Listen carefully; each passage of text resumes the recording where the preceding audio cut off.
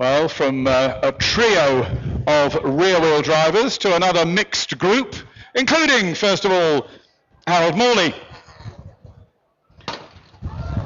Thank you, Harold, very much indeed, in his group and Impreza, number 32. Next up is Freddie Gale, number 46, in his Gale Hatch's Toyota Corolla Runex.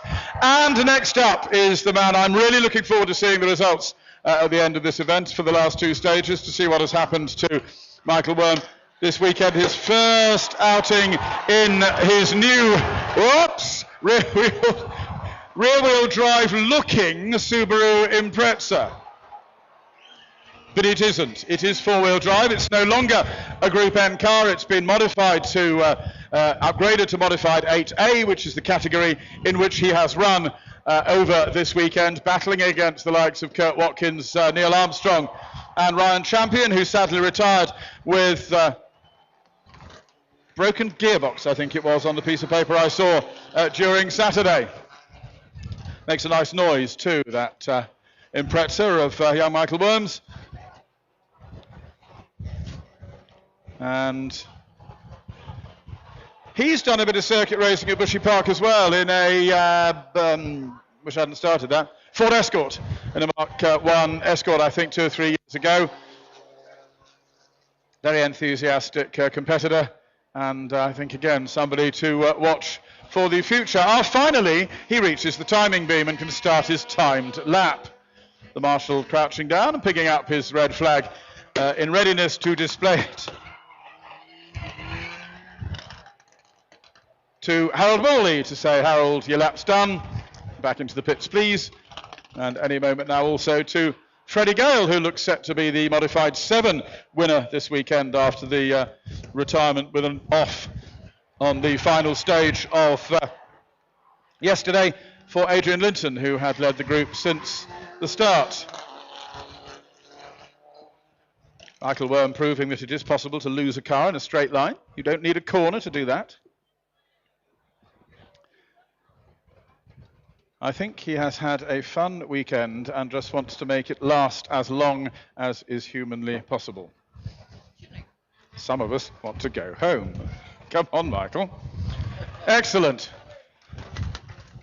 Now this will be a bit of a treat for Bushy Park regulars, because we have our own Lotus Elise up here, driven by multi-race winner Stuart Williams, who's won races here in karts and well over 50 races here in cars, largely Toyota Starlets. He's now got a racing Lotus Elise. This is the island's new rally Lotus Elise in the hands of rear-wheel drive expert Mr. Greg Cozier. Jamie Marsh sitting alongside him, co-driving. First event for this car. A torn hose prevented him starting the Shell V-Power King of the Hill last weekend. So literally when he got into the car on the start of the first Sailor Gully stage yesterday, it really was the first time he had driven it in anything remotely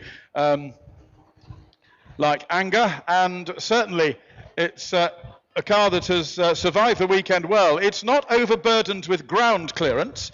It was the only car that failed to make it over the ramp at the ceremonial start on Friday. We'd had great fears about how Aston Martins go over ramps, but Chris Moss applied all of his David Higgins stunt driving techniques and just took a run at the ramp that frightened the what's-it out of me, because I really thought he was going to come straight over into my lap.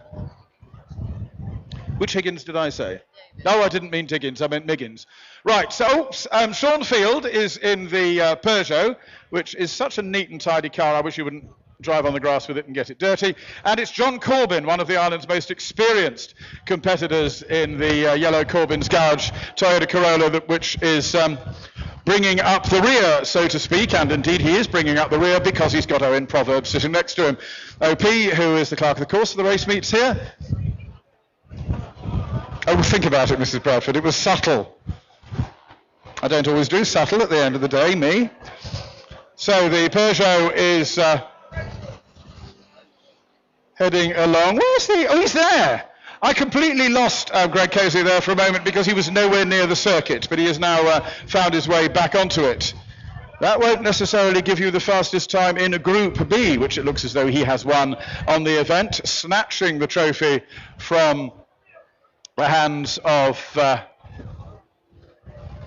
last year, well, the winner for the last 2 years, Andrew Costin Hurley.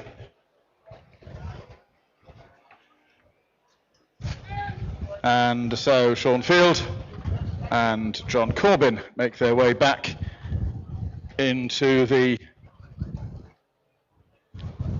pits, they're called, aren't they?